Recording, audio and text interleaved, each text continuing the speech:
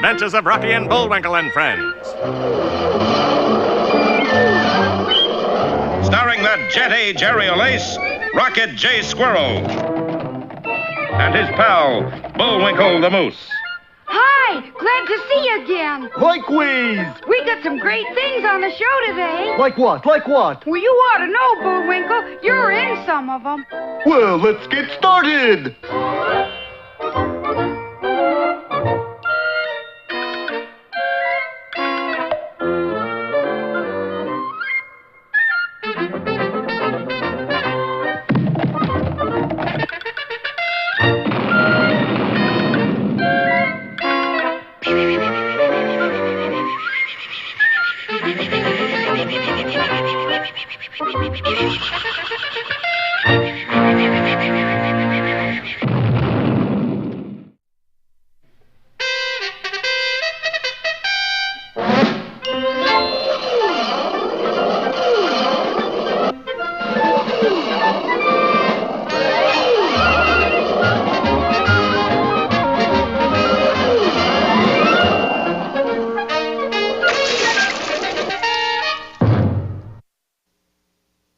In our last episode, the hateful Hatfuls had just fired a cannon named Little Orby at the house belonging to Polonius Floy. Now, if you've been watching that episode, you would have known the whole plot. But as it is, let's go back a little so you can catch up. Be careful, mister. This there's mighty hard on a cannon gun. Inside the house, before the cannon went off, Fearless Leader had just explained the whole foul plot to Boris Badenov, alias Devil Dan Hatful. Alias Felonious Floyd. What, you're the head of both families? Sure. But that way you can't possibly win. I always look on the bright side. Hmm? I can't possibly lose either. Achtung, Badenov. Yes, Fearless Leader. This is what we are after. A derby hat? But it wasn't just a derby hat. This was the legendary Kerwood Derby, whose wearer became the smartest man in the world. The Kerwood Derby had been worn by all the brilliant thinkers of history, men like Sir Isaac Newton. I say, that apple bashed my bowler. That proves the theory of gravitation. It had been worn by Galileo. Well, we all know the sun, she goes around the earth. Just like... Hey, what am I talk? The earth, she goes around the sun. And now Fearless Leader was hot on the trail of the Kerwood Derby. There was only one hitch. It had to be found by the stupidest creature alive. You cold? Badenov, the moose is right in front of that cannon. So Boris grabbed a club, smashed Bullwinkle, and drove him down into the cellar just as the gun went off. I say, just as the gun went off. All right, what's the matter? Little Harvey gets temperamental sometimes. Well, we can't go on with our story till it goes off again. Now keep your hair on, stranger. Zeke here will find the trouble. Go on, Zeke. Oh, here it is. The fuse isn't all the way in like it... And that's where we wound up last time. The gun fired. Me and Rocky still in the cellar. And us up a tree. In the next county. Devil Dan, what be you doing here? I be keeping an eye on you, Ephraim. I'm Zeke. Don't argue about details. Mosey on back to next county and bring me that moose. Right. And Ephraim, Zeke. bring back doctor, too. You bet. He'll have you cured of the glanders in no time. Glanders, that is a disease of horses. Yep. That's the kind of doctor we got, too. But we got busted backs and sprained ankles. That may be what you got, but I know what he'll cure you of. Glanders. Glanders. Oh, boy. He's also good on split fetlocks and... Get out of here. Meanwhile, back at the root cellar, Is the coast clear, Bullwinkle? I can't see quite that far, Rock, but there's nothing around closer to hand. Good. Let's get out of here. Aren't we going to see Mr. Floyd? No, sir. I don't think we'll ever get those two families to stop feuding, Bullwinkle. And besides, he's gone. You mean he's not in his house? He may be, but it's gone, too. and our heroes dashed off. You know, I wonder whatever happened to that Missouri Meese convention. I think that convention was just a bit of jiggery-pokery. They all are, but only after the business meetings are over. Pretty good, Rock. I said, Rock? Rocky, where are you? Oh, my sainted Aunt Agnes. Rocky has disappeared. Well, now they've gone too far. Well, what are you going to do? I'm gonna disappear, too. Be sure to see our next episode, The Vanishing American, or No Moose is Good Moose.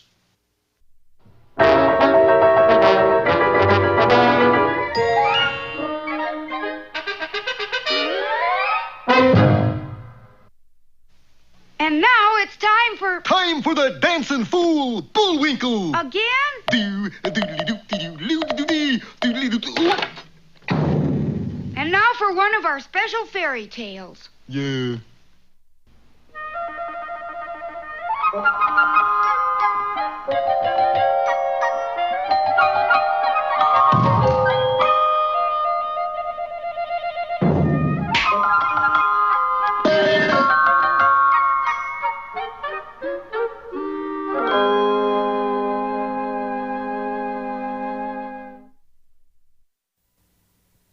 Quite some time ago, a young bear, upon reaching his 21st birthday, said to his mother, I think I'll take a walk in the rain. You go out in your bare feet and you'll catch cold.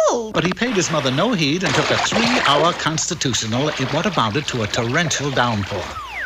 Oddly enough, he didn't catch cold, but he did contract a severe case of up-and-down fever, which ran up and down the coast at that time of year. I feel awful. Where am I? Citrus of Lemon Hospital, I'm your nurse, and I shall watch over you until you're well healed again. The fever-racked Bruin had a nasty time, and for a while it was doubtful whether he would ever pull through. And then, suddenly, instead of taking a turn for the worse, he took a turn for the nurse. Boy, what you do to me. The bear got his health, and the nurse got a husband. They were married in the little church around the corner, up the hill, across the tracks from Grandma's house. I now pronounce you husband and wife. Give the little lady a bear hug. We now move forward in our story some 10 years later. Mr. and Mrs. Bear reside in this cozy cottage. They have a 10-year-old bear son. Well, that is, he doesn't run around bear. He's a bear, little bear. I mean, well, you know what I mean. Daddy, where's my baseball glove? Don't ask me, kid. There's so much junk lying around here, I can't even find a front door. Oh, it's true. The house was a mess. And it was all because Mrs. Bear sat around all day watching television and munching chocolates. Ethel, are you in this room? I'm over in the corner watching the radio. The narrator said you were watching television. Television's busted. I'm watching radio. Well, look, Ethel, this place is a mess. And it's about time we cleaned up around here. She cleaned up all right, and she started by mopping up the floor with Mr. Bear. Leave me alone when I'm watching radio. This deplorable situation existed for 1 year, and then, one day, Mr. Bear put his foot down. Ow! Ooh, I'm sorry, kid. I didn't see you. Ethel, I'm going to make a very important phone call, if I can find a phone. It took 1 full week, but by tracing the wire, he finally located the instrument. Hello? Home Economy Bureau? Say, send over a home economist, will you? Why you doing that? Because somebody's going to come over and see how we're living, that's what. You'll send one over? Keno, lady. She's on her way. So is dinner. Porridge is on the table. Whereabouts is the table? It's in the dining room somewhere. We'll find it. Thanks to the steam emanating from the porridge bowls, they found the table and prepared to dine. Ooh, this porridge is too hot. Yeah, you're right. It is a trifle warm. It's too hot for me to eat. Come on, we'll take a walk in the woods and let it cool off. What about the home economist? Let her cool her own porridge. No. I mean, suppose she gets him and finds nobody home. So she'll wait. Well, as if you hadn't guessed by now, the home economist was named Goldilocks. This place needs dusting. I don't know how she did it, but the next thing she saw was the porridge on the table. Better sample this and make out a consumer's report. Brand X is far superior to Brand Y or Z. And it tastes just like the higher-priced mush. Next in line was the durability test on the furniture. They're all Danish modern. Making a note of it, she then went upstairs to examine the bedroom, which was a very difficult thing to do, as this was a 1-story house. 3 beds, leaping lizards. Yes. Goldilocks was once the voice of little orphan Annie before she had her eyes fixed. Anyway, our little home economist tested all 3 beds and eventually fell asleep on the smallest of the 3.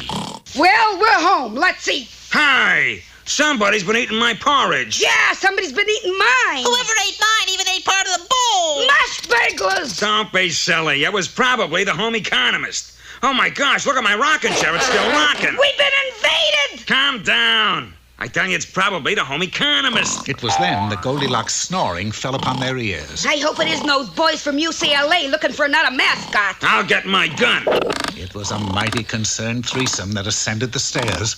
I thought this was a 1-story house. The snoring's getting louder. Well, sir, they spotted Goldilocks sleeping in the little bear's bed. Well, that's better. You in the little bear's bed. Give your name, rank, and serial number. Oh, Hello, I'm Goldilocks, the home economist. Now, you see, Ethel, I told you. Say, what do you think of our living conditions, Annie? Goldilocks, I think you're living in squalor. Isn't that near Beverly Hills? By squalor, I mean that your living conditions are deplorable, awful, real bad. That's what I've been telling Ethel for years. What can we do about it? Move! I shall see to it that you live in a nice, clean, modern apartment specifically designed for bears. Wonderful! And so the three bears moved, but they weren't happy. Nice, clean, modern apartment. Phooey! Well, at least it's got air conditioning.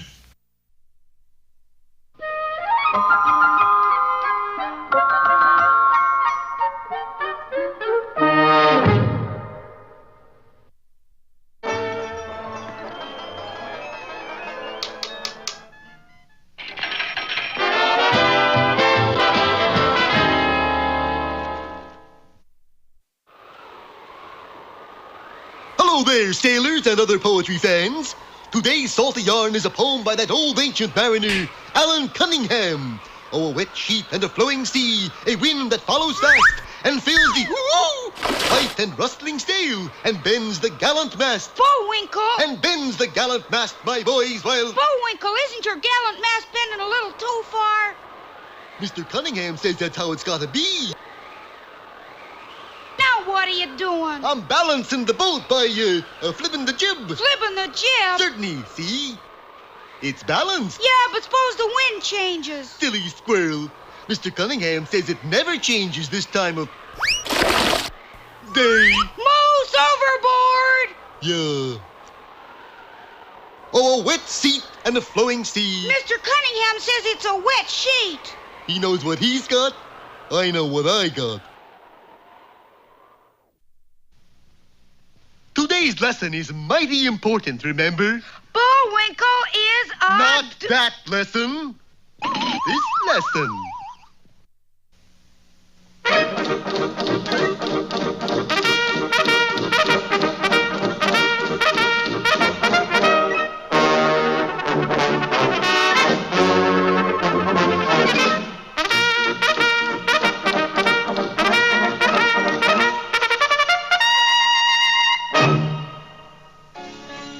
The Iron Horse, nickname for the first transcontinental train and real name of an animal that ran dead last at Hialeah. But we are more concerned with the former, for Canada in the year 1903 was desperately striving to span the continent by rail. Due to the rugged terrain, however, the tracks had only got as far as that most awesome of natural barriers, Gorgeous Gorge. Well, Potter, you're an engineer. How do we get tracks over that? Engineer Potter finally came up with a solution. We'll float the tracks over on balloons. The balloon idea might have worked, except that Potter blew up one too many and forgot to let go.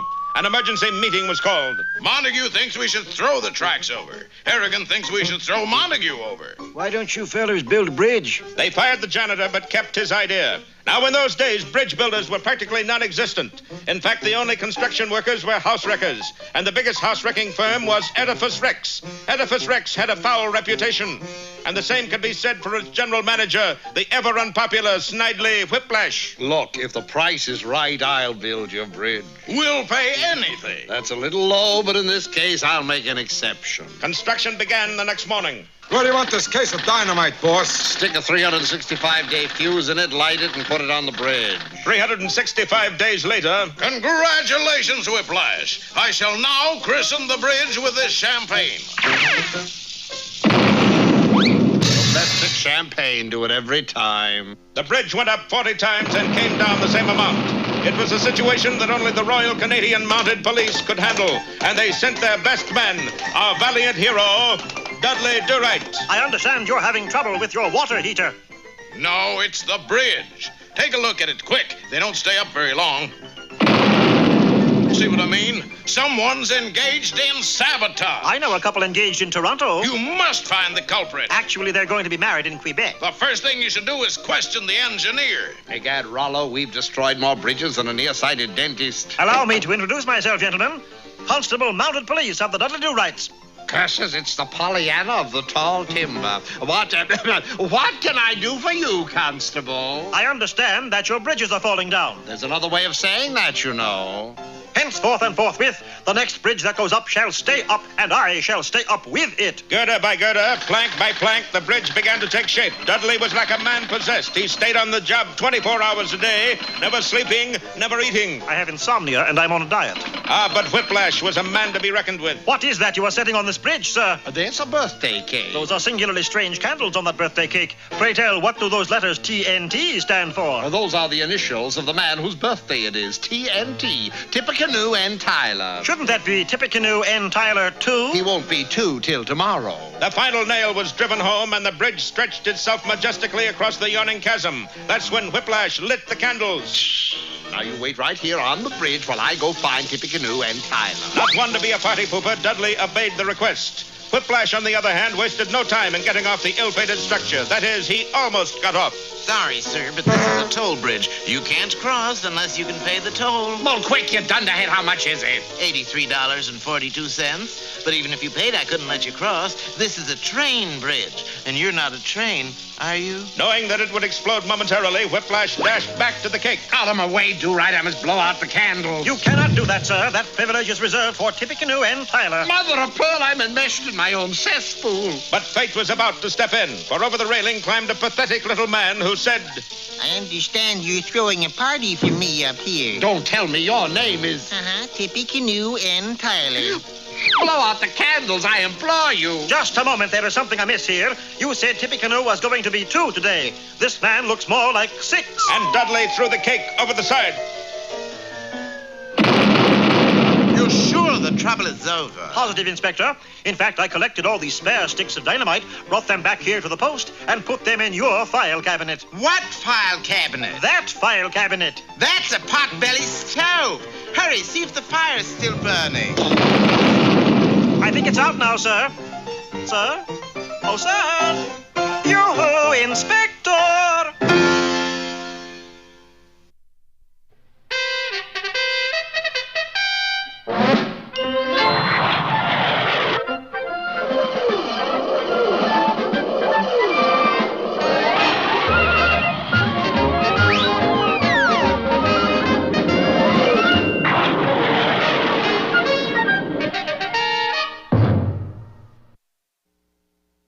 It's a well-known fact that the hat makes the man, be he rich man, poor man, spaceman, thief, soldier, sailor, or Indian chief. It's the hat that does it. Just imagine what would happen if an admiral looked like this, or an astronaut like this, or a poor man like this.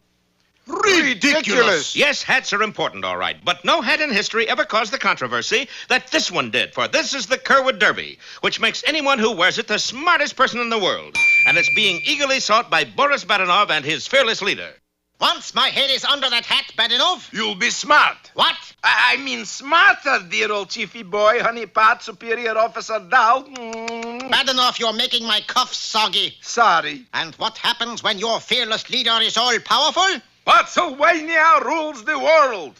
Hail, Pennsylvania! Hail to the black and the blue!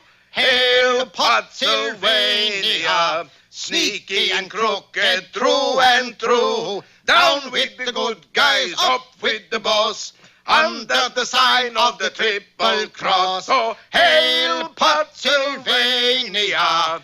Hail, hail, hail! Himmelwerfer, was ist los? What else? It's hail, and you asked for it. There's only one hitch in the villain's plan to find the lost derby. It must be found by the stupidest creature alive, which up to our last episode was Bullwinkle Moose. But then his hero, Rocky Squirrel, suddenly disappeared, and a moment later, so did Bullwinkle. Well, it seems there's nothing left to do but start another series. You wouldn't dare! Rocky, what's up? I am, and so is Bullwinkle. Yes, our two heroes were dangling from trees high above the ground where they had been snatched by a couple of cunning traps laid in their path. Yeah, but who'd want to trap us? Especially upside down. We uns would, Moose. Who, you uns? We uns is hatfuls, that's who uns. But why trap us? Us. 'Cause we got to take y'all to Devil Dance. Both of us? No, not y'all, just y'all. And one of the hatfuls leveled his gun upward. Look out, Bullwinkle! He got me! No, he didn't, Bullwinkle. It was your rope. Your rope. I know, and I'm at the end of it too, Rock. Grab 'em, boys. And the jubilant hatfuls lugged the dazed Bullwinkle into the woods while Rocky fumed helplessly high above. Hey, I can't get the trap off my foot. Well, there's only one thing to do. And the plucky squirrel zoomed straight upward to the end of his rope. The cord drew tighter and tighter.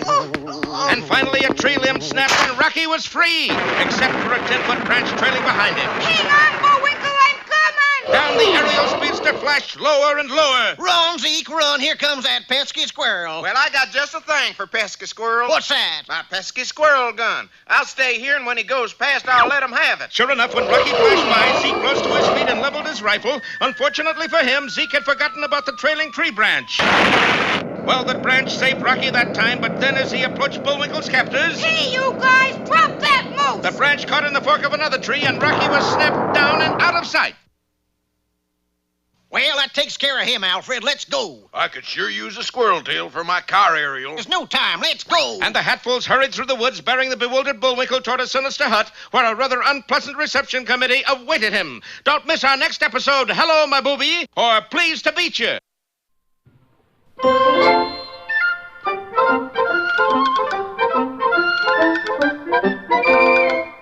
Well, I guess that about wraps up another Rocky show. Certainly hope you enjoyed it. I did. I always say. Bullwinkle, time for us to go. Already? Okay, but first, here are some of the people who made this show impossible.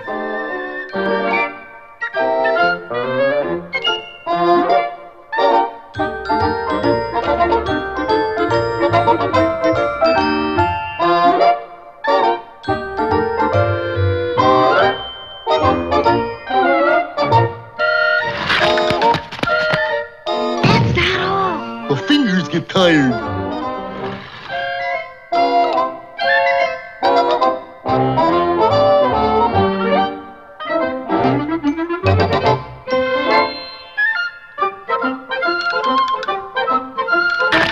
Oop! Got away from me again. Well, see you next time. Ready, Bullwinkle?